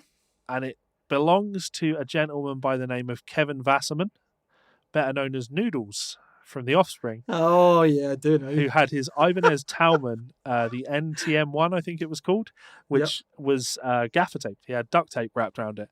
And, you know, in its own right, stupid, right? And that duct tape didn't do anything for the sound of the guitar. But I always wanted one of those as a kid. Always wanted one because I just loved that band so much. And, you know, hats off to Noodles for the design. Like, clearly it's his design. It's unique. It's certainly unique. And the Talman itself, obviously not Ibanez's most popular shape. So the fact that he's playing not their most popular shape and then also doing his own thing on it. And it's worth pointing out that when these were released, every single one was hand wrapped in duct tape. So they all had a completely unique finish on them. If you can call duct tape a unique finish. I mean, you could do it uniquely in your own house, but I get what you're saying. Yeah. No one was the same from the factory. Yeah, so that's cool. That's cool. The first one in my list is, funnily enough, because you're talking about guitarists and musicians you admired, and one you always wanted, someone that you always thought was fucking cool, is the Dave Mustaine, the DV8 and the DV8R. Tell us about it. So, I mean, obviously Mustaine was famous for playing King V's anyway, playing the big stupid Jackson, including his double neck one, which was a W essentially, a flying W. When he did eventually, when I was getting into playing guitar properly, and developing my skills to the level of playing that kind of stuff, is when Dave moved over to ESP and released the DV8, the DV8R. I think I had just started going to uni, and as anybody who's been at university in Scotland will tell you, the minute that student loan drops, it's been spent on something stupid. Computer, fucking Xbox, PlayStation, guitars, equipment, mostly guitars. I managed to get one off eBay and I was fucking delighted. Loved the guitar. It turned up in the big fitted stupid case. Somebody changed the live wires out for EMGs and it just fucking sung. Just a guitar that it played great, stayed in tune. The machine heads have been replaced with Sperzel locking machine heads, and that was the first, if not second, guitar I had with those on it, and I was super impressed. And I just loved everything about it because it was just a cool as fuck flying V. The one I had was black, matching headstock black, ebony fretboard, 24 frets, dot markers, except the ESP in the 12th fret, which we can deal with. I think I actually said DV8R on mine, I'm not sure. And the 8-ball. I was going to say, is that the 8-ball on the first fret? Yeah. On the first fret. I mean, that's the only real distinguishing mark between that and ESP then, or LTDA then went on to do a line of V guitars. You can buy the V200 and the V500, I think. It was essentially the same guitars, but without the 8-ball. And the DV8R, the Mustaine truss rod cover. But that was just an incredible guitar. I loved it. Okay. Yeah, I mean, that makes sense. I had never really been a fan of his signature guitars, but, such is life. I've never really been how would I put this? I've never really thought of Dave as a guitar player. You know what I mean? Like, sure, he That's plays fair. guitar, but to me, he's a songwriter. He's a singer, and he's Mr. Megadeth rather You've than. obviously never seen him playing with that orchestra. And then you would know he's a true Oh guitarist. man, that guitar though that he played on that, the Straddy V. We had that in Guitar Interactive magazine. Doug actually reviewed that. That you was smash like it to a bits? £12,000 guitar or something like that. You should have smashed it to I know. bits. Yeah, I think we would have been in a lot of trouble. Stop it. Cool Um, guitar, but nah. It's a bit like remember BC Rich done a run of Warlock and Mockingbird acoustics. Yeah. Absolutely unnecessary. Absolutely unnecessary. Speaking of Warlocks, I love the Warlock bass. I think the Warlock bass is like an absolute monster of a bass. I think the shape of the body is big enough that it's everything that I want in a bass. You know what I mean? Yeah. The bass player for Visceral Disgorge plays one of those. Yeah. The band have got a kind of theme where everything's black and neon green, and he plays a black one of those with neon green strings. And I'm not going to lie, it looks fucking minted. Yeah. So cool. So cool, man. Down here playing it like this, fucking. That looked like I was fiddling myself there. Okay, so next on my list, it's gonna sound ridiculous, but again, it's my list. Leave me alone, motherfuckers. I own one of these guitars. You know what it is. I've just made a video on it. I absolutely love this guitar. It's iconic. It was, as a young 14-year-old, when I saw this, it was everything that I thought a signature guitar should be. It was cool The as Hello shit. Kitty Strat. It was. See if you pulled the Hello Kitty Strat off the wall there, I'd have been so impressed. It was cool as shit, and it was the BC Rich Mick Thompson NJSS M7, which is the guitar that says "hate" down the fretboard. As a kid, seeing ads in magazines for the Kerry King V and the Warlock, the Mick Thompson Warlock with this Widow headstock, which I've always loved. Being a young kid that likes sharp things, it's everything that a teenage Levi thought was cool. And now I'm in my 30s. It's cool, but for a different reason. It's ironically cool. You know what I mean? Yeah, I love the I get Warlock. you. I think they're really comfortable guitars. I know that sounds crazy because they're so damn pointy, but sticking No, your I leg in get there, you. they're just I get you. very comfortable guitars. And Craig yeah. and Party Cannon's got one. He's got the Oh yeah, I forgot that. the NG, the Deluxe Warlock, I think it is. And that's a fucking great guitar to play. It's not got the headstock you're talking about. It's got Yep. the more like sensible Superstrat one. style one. Yeah. Yeah. But you say sensible. I think that's the cooler headstock. Yeah. That's the kind of Neil Moser era, isn't it? Yeah. Who would But off to do his own stuff, including these the are more- Bastard V. More inclined to break though, so this one's got a chip on the headstock because they all had chips on the headstocks. I think it's If a you're cool good- as shit instrument. I really do. Oh, aye. If your guitars don't have dings, what the fuck have you been doing? When you look at the other guitars that Mick played with Slipknot, there's that one, and then he played the BC Rich. Was it the War Beast? I'm sure he played the War. But there was a more obscene one that he played when Volume 3 came out. I'm sure Right. it was the War Beast. Yeah, you check that. I'm sure it's the War Beast. But then obviously he went over to Ibanez, and many people will remember that when he went to Ibanez, the first signature guitar that he had with Ibanez was a more outrageously shaped one. Do you remember that one? It's like a kind of twisted, spiky V type thing. That was quite a cool guitar. Obviously, I'm going to be putting all these on screen so people can see these. Mm-hmm. And I thought that was quite cool. Had 7 on the fretboard. And then he switched over to, he stayed with Ibanez, but switched the model. It was essentially just an RG. And it's a cool guitar, but it's just becoming a little bit less unique. It's becoming a little bit less about the personality of the person playing it. Mick Thompson is, when I think of Mick Thompson, I see man in boiler suit with BC Rich Warlock. So to now see that with him playing the Ibanez, I still think it's a cool guitar, but just not the same level as character, the same level of character as on the Warlock.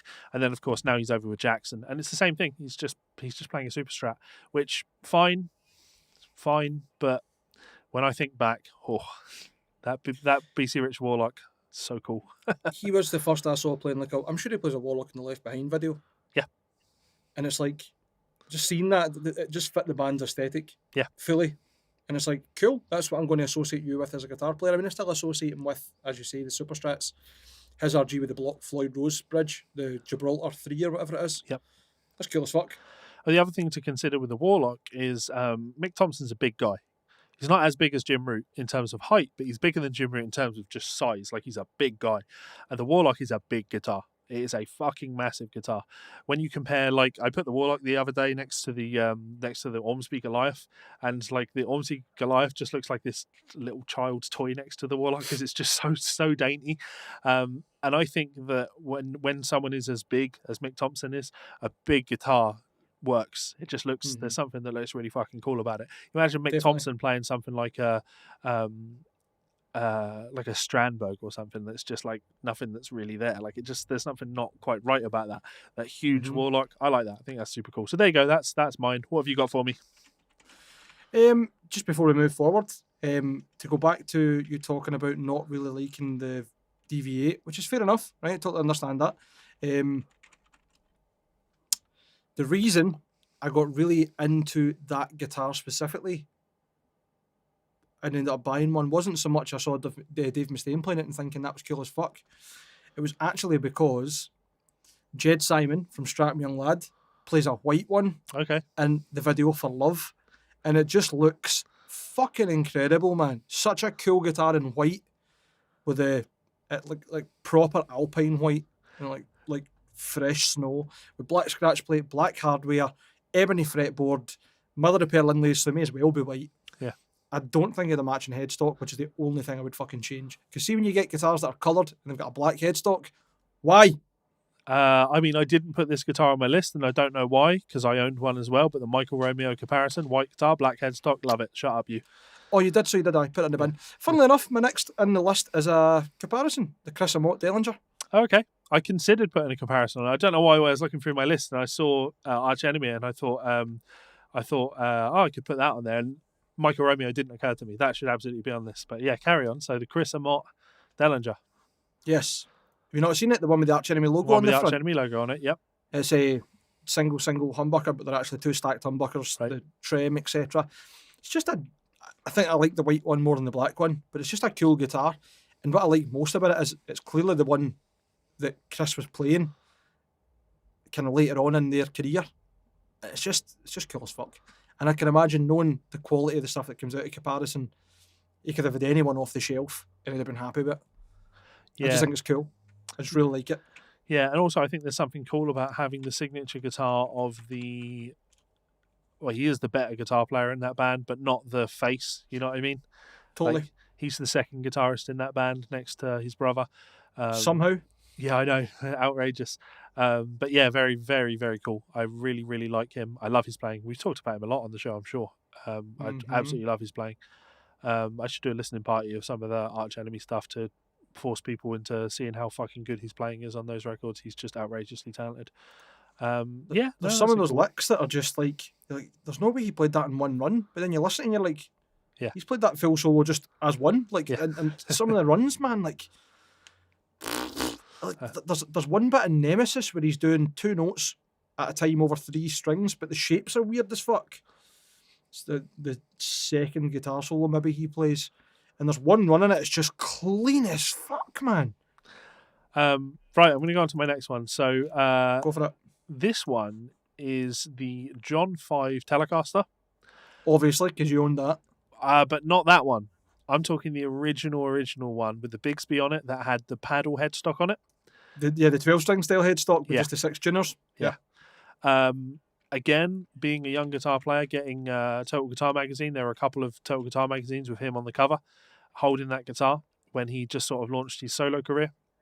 Yep. And on its own, there's something really classy about black and chrome together. We know that, right? Oh, absolutely. There's no doubt in my mind that you'd look at it and go, I want to show it up. Yeah, it's a classy instrument, and the paddle headstock is the thing that really sets it over the edge for me, because it's ridiculous. Don't get me wrong, like, it's stupid, that paddle headstock, but I like But the it's cool fact, in its own way. yeah, I like the fact that he just said to Fender, no, I want something a little bit different for this. That's what I want. I want that paddle headstock.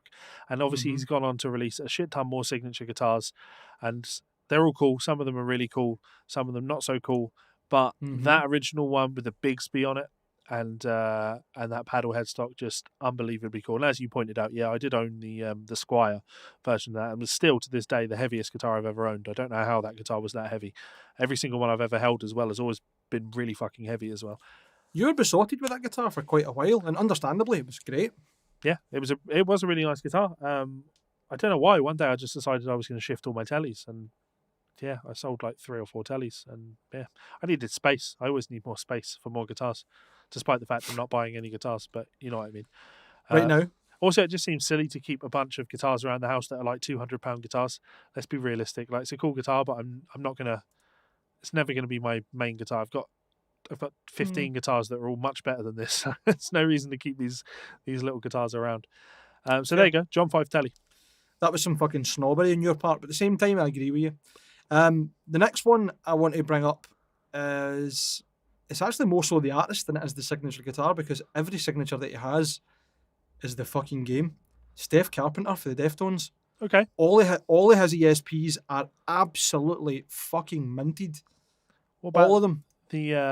all of them? The purple one?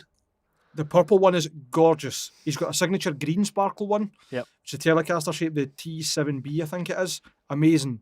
He's got a Gucci one, I'm sure it is, or some other brand. It's cream with the brand logo on it. Right. Cool as fuck. And I mean, I know that the dickhead for fucking Avenged Sevenfold had a guitar with that on it, but it was a horrible, terrible double cut SG for an absolute wank playing it.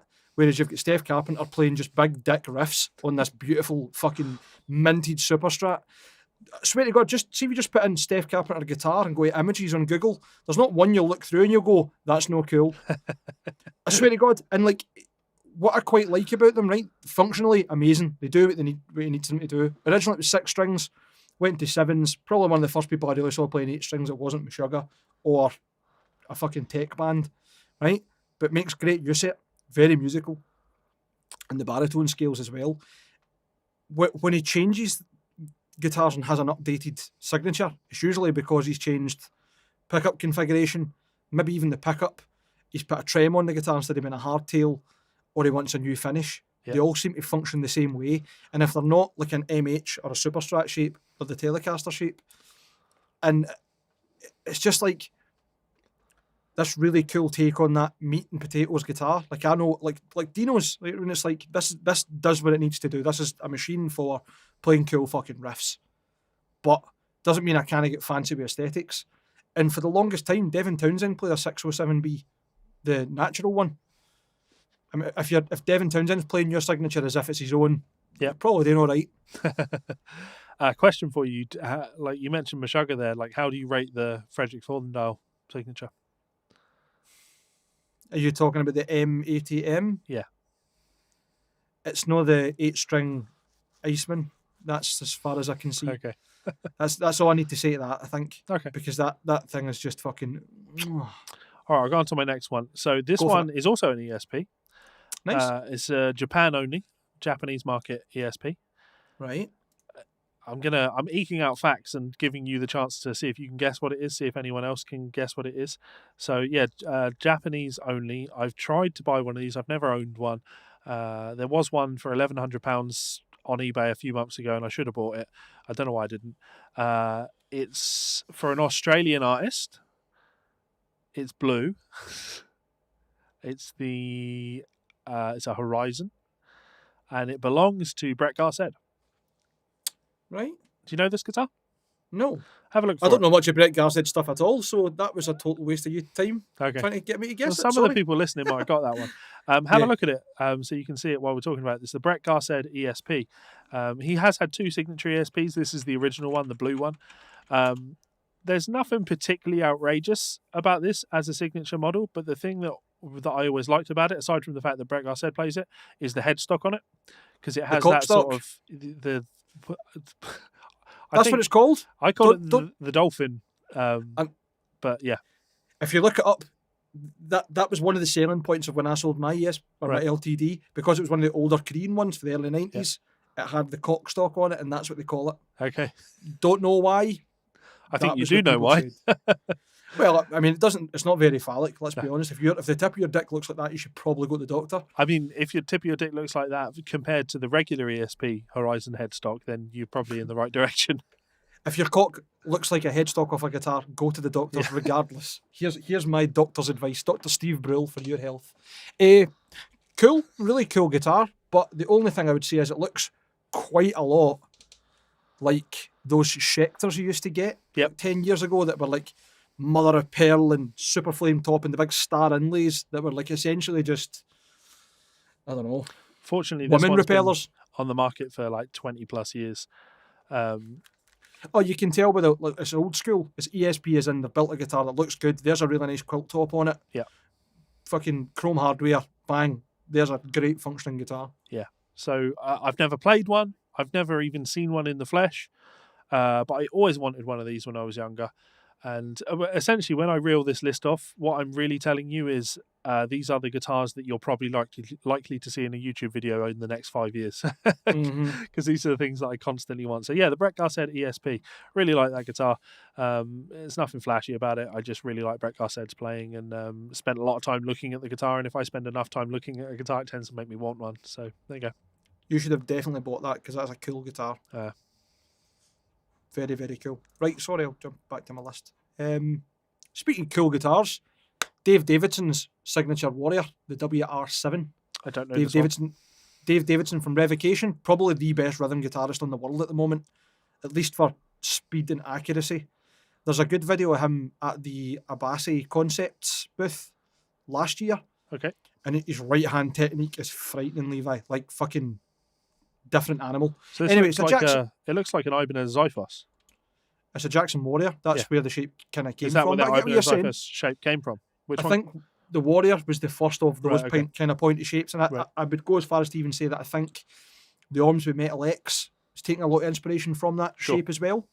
But Dave Davidson is fucking ridiculous. He's got a couple of cool customs, and then he got his own signature, and it's just the wood being kind of grey washed. Not Yeah, I whitewashed, don't but even know what I'd describe that as. It's really the finish on that is just very interesting. it's cool as fucking. But they vary so wildly between each one because the tops on them is staining the top, isn't it? So sometimes it. I'll put this up for the camera. Sometimes you're getting these cool tops like this. I'll show Mike, Yep, that's the one I'm looking at right now. which is super cool. But then this top I'm not as crazy on. It's a custom shop That one. looks more like a tiger stripe. Well, I think that's it. I think they must cut the wood in a funny way to get so much grain out of it. They've just got something that's a bit different. The custom shop one's pretty cool. If you look up the image on that, the custom shop one has a neck through design, and they've got that bit of wood going all the way through. So that's been stained, but it's clearly maple compared to whatever the rest of the body is, and it looks like a kind of racing stripe through the centre. Yep. Which is pretty fucking cool. Anyway, I just thought in terms of cool pointy guitars, Dave Davidson's is pretty much up there. I think he had, I don't know if it's a custom or if it's a signature, a white one as well with black paint in the bevels and a reverse headstock. Pretty fucking cool guitar as well. Yeah, suits me. I'm going to have to send you this video of him playing as well. I can't believe you don't know who he is. Because, like, as far as... Is he a metal player? Obviously. Yeah, well... But... cool metal. I'm not surprised saying you listen to. It's not that there's anything wrong with metal. Like metal's really cool. It's just not a genre I go out and explore a lot. So I don't. Of course. Yeah. I'm just surprised you haven't came across it because he's quite well known. I think he was MIT, and he was mostly trained in like classical studies and whatever. Okay. But like, the music's got lots of really cool, really weird riffs. To be honest. And I then like faster and heavier. that you're giving these kind of newer signature models. Like it's like you're still getting excited by all these new guitars that come out, and I really like that because I am excited about all these new guitars that come out. Aye. For some reason, like I probably should have put the John Brown Catsy on here because I really love that John Brown minor signature. I think it's really fucking cool. But I'd probably rather own that as well than a lot of these guitars on here, to be completely honest with you. But these are all like full on nostalgia trips for me. I get you. It's almost like that. The ones that got away that you've lusted for years versus the ones that you're like you saw recently and went, Yeah, well, that's cool. We'll see if it stands the test of time in terms of do I want it. yeah. Which is kind of the way I look at tattoos. Strange as that is, I don't have any tattoos because I always say to myself since I was younger. Same with piercings. This being the only one I have. If I like the same design in a year, I'll get it because I don't want to get something. And that's just me. I don't judge anybody else for loving their tattoos and getting what they want.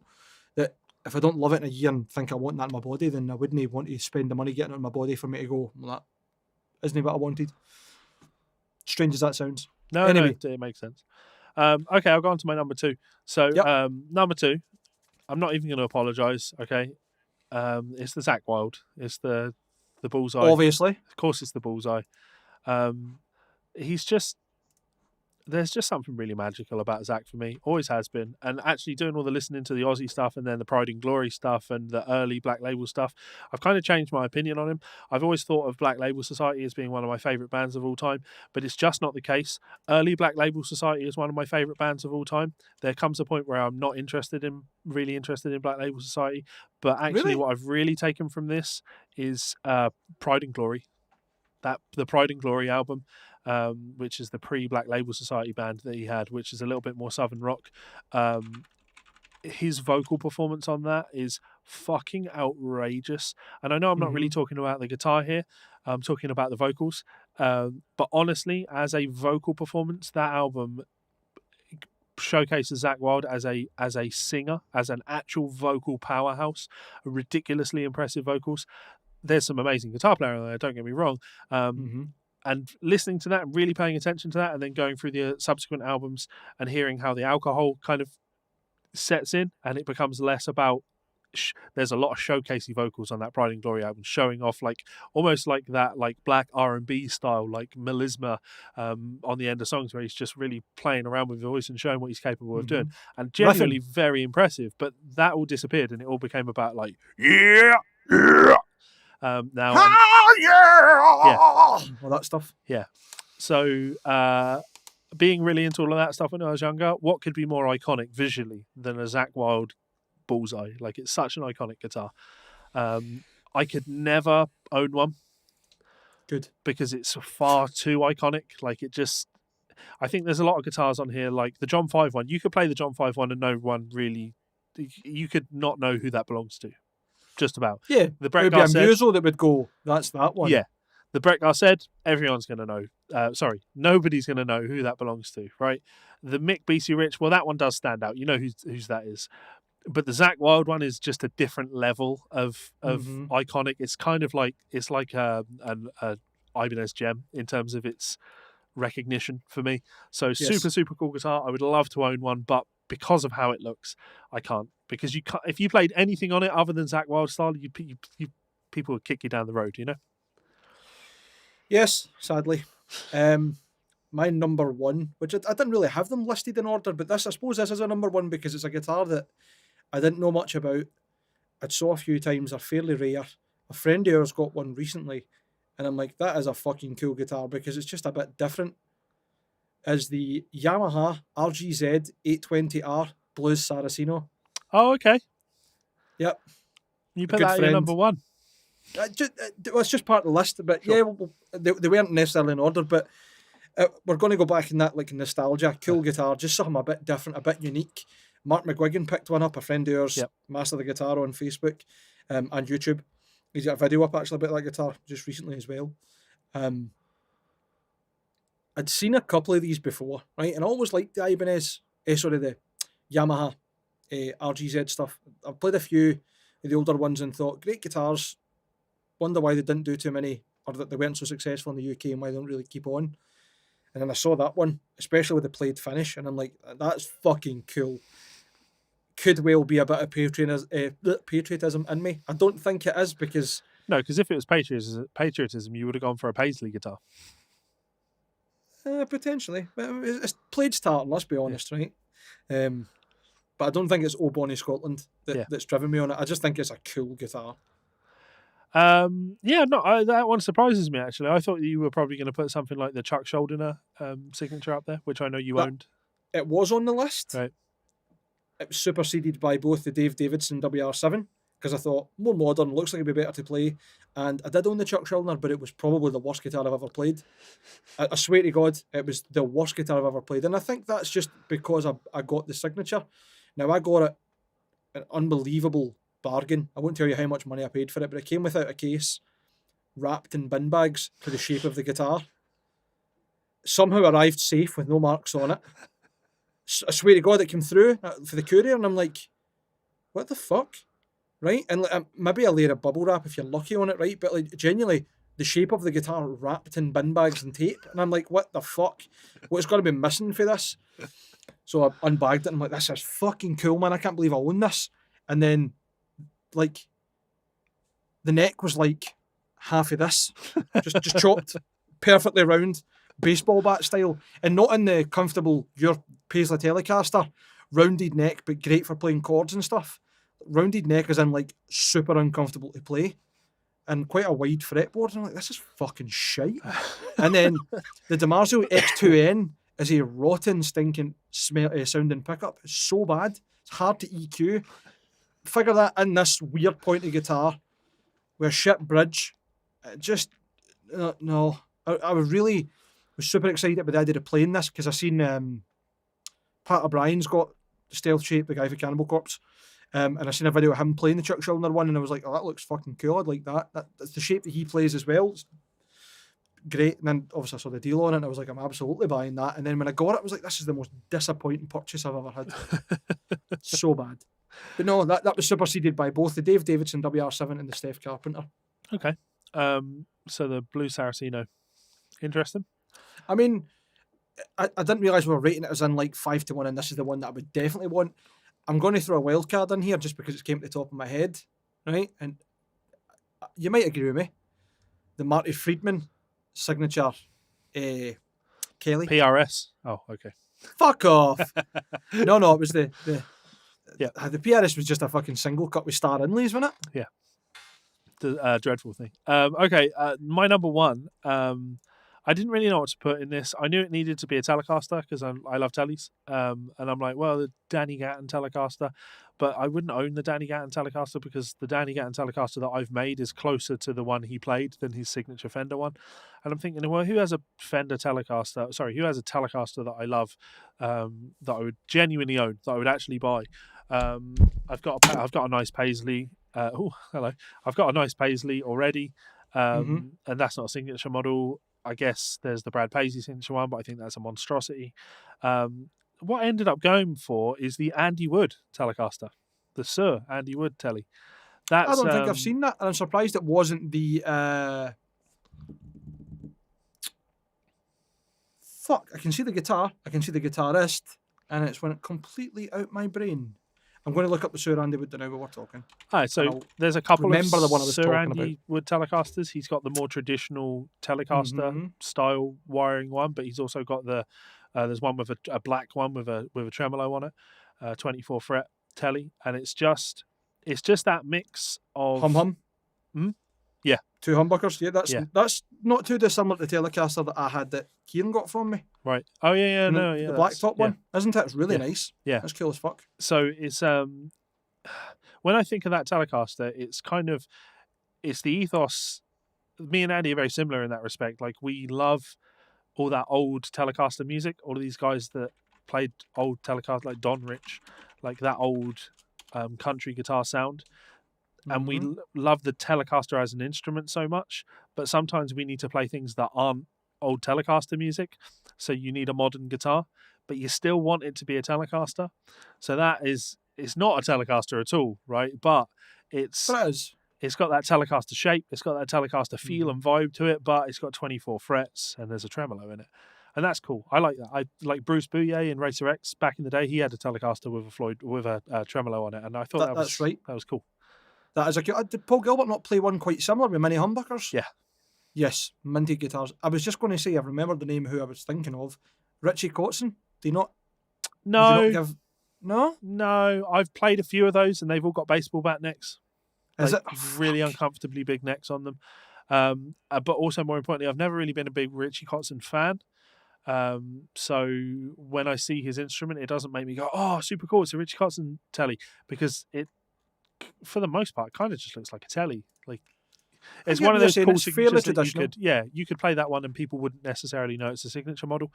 Mm-hmm. But yeah, I'd have to say that Andy Wood telly. I'd love an Andy Wood telly. They're not cheap, so I probably won't be getting one of those anytime soon. But yeah, I think super cool. And the other one would be like the Brent Mason. He had a signature Valley Arts, Brent Mason signature Valley Arts, but Mm-hmm. he didn't play a Valley Arts one. He played a Fender. So Valley Arts made something that was almost like his Fender, but it still was the Valley Arts one.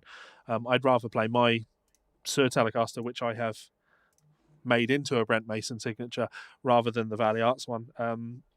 Yeah, so the Andy Wood one is one that I'd actually play happily play. So there you go.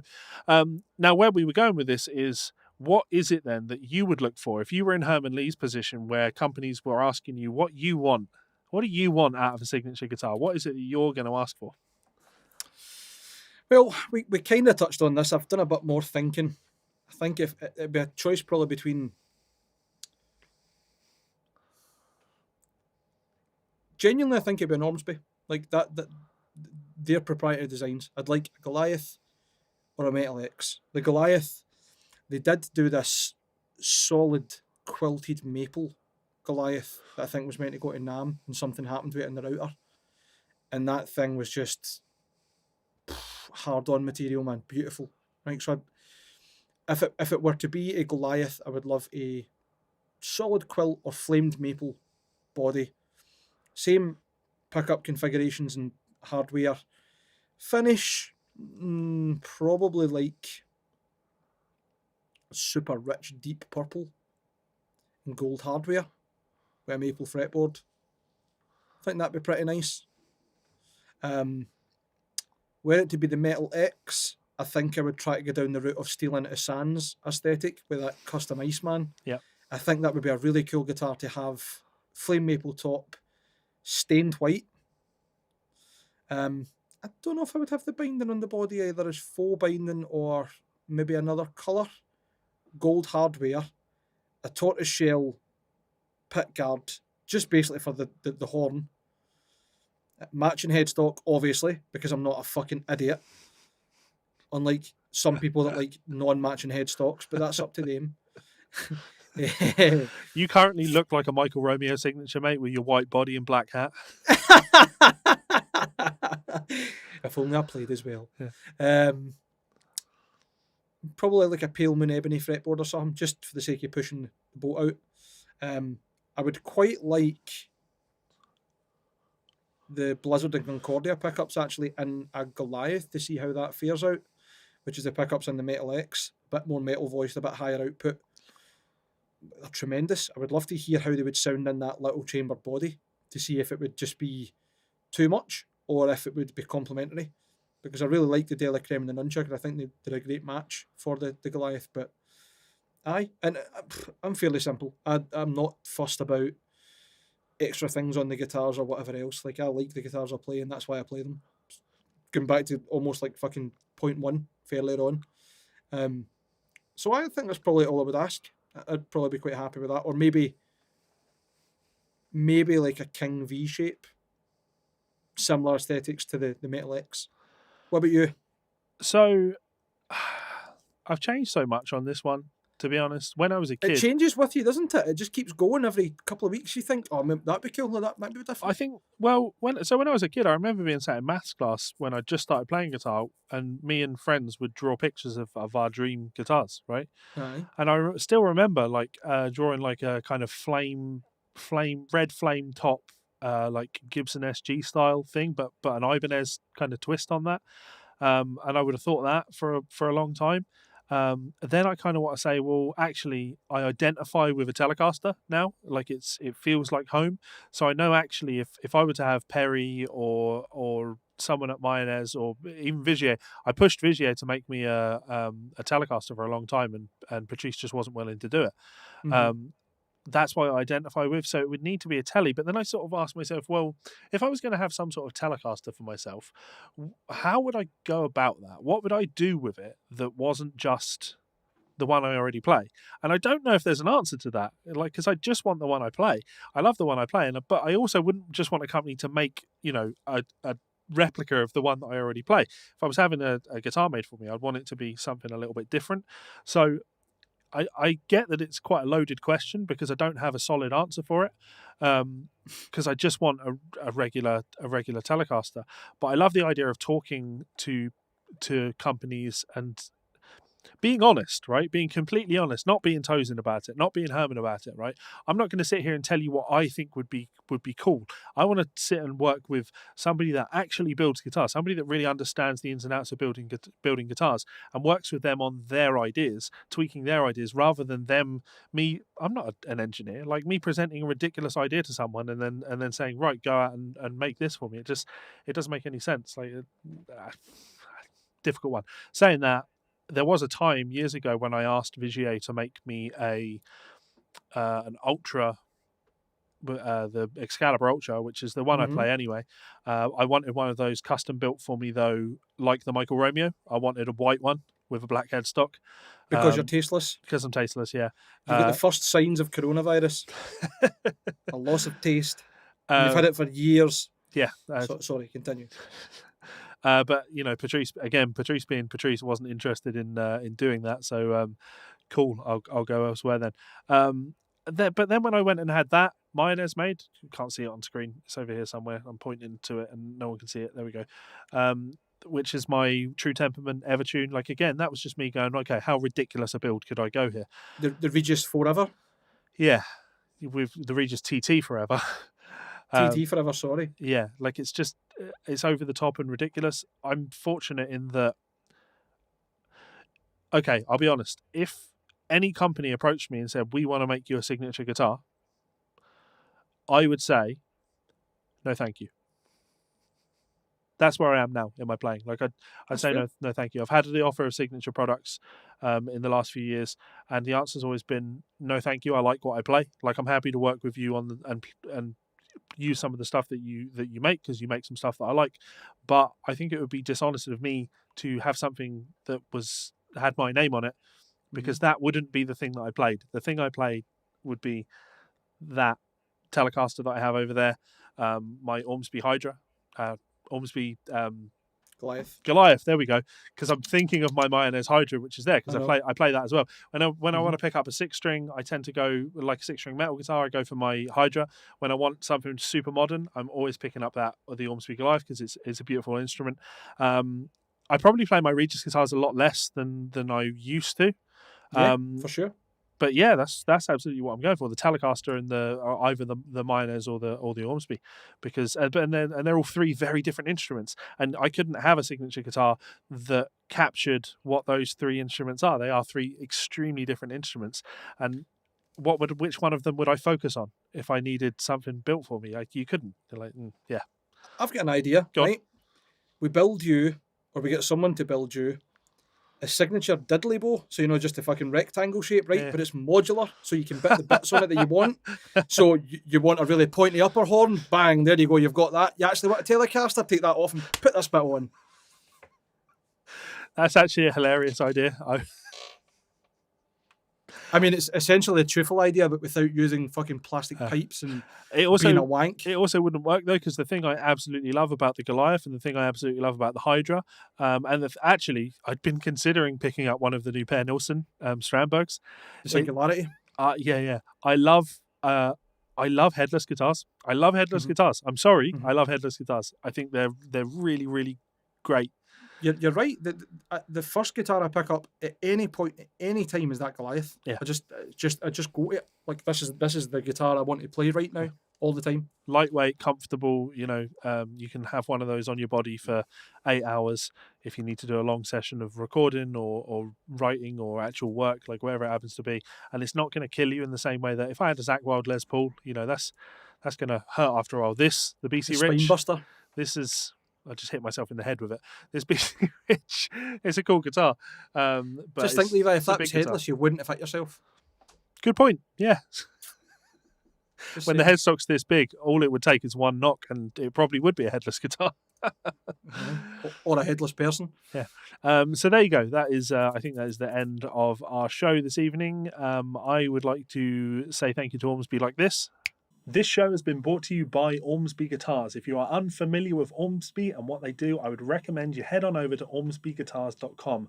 Absolutely wonderful instruments made out of Australia by Perry Ormsby. You know, they focus on a lot of really interesting things, probably most notably the multi-scale thing. You can see a couple of them hanging behind my head.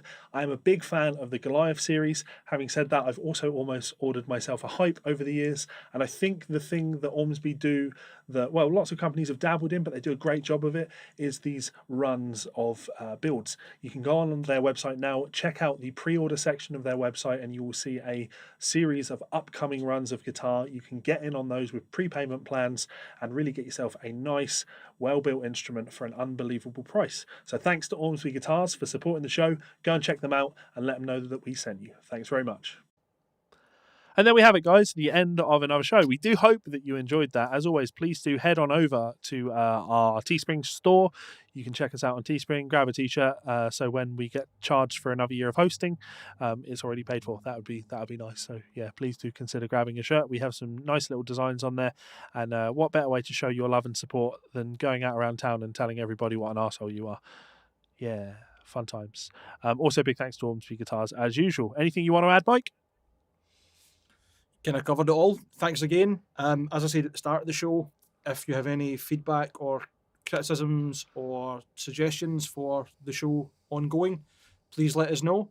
I realise this is just as much a comment to you as it is everybody else, Levi, that my light levels have changed, and that's because the sun is now coming in that fucking window, which is this up here and more. So I'm a bit overexposed, as you'll see. Yeah. I mean, I'm pretty white. I've got a ginger beard, but I'm not like ghastly. You're not a ghost. No, not yet. And yeah, looking forward to doing more content. I think, stupid as it sounds, this lockdown might be a good thing for the podcast because we might have an opportunity to do more. Certainly listening parties and stuff with you as well, which will be good fun. And I am hoping to get the finger out and actually start doing some content in the garage myself, whether that be me playing party can and stuff, or a montage of me trying to learn party can and stuff, which will literally just be 47 minutes of me cutting together me saying fuck and throwing my plectrums down. That would be funny though. We see. also have a channel on my Discord server. So if people look out for my Discord server, you can access that, and there is a channel on there just for Guitar Souls Talk. So if you want to talk to us about things, or you want to suggest stories, or just comment on the episode and tell us what an asshole we came across as, we are happy for you to join us over there. So yeah, all good? Tremendous. Right, until next time. Bye, fuckers.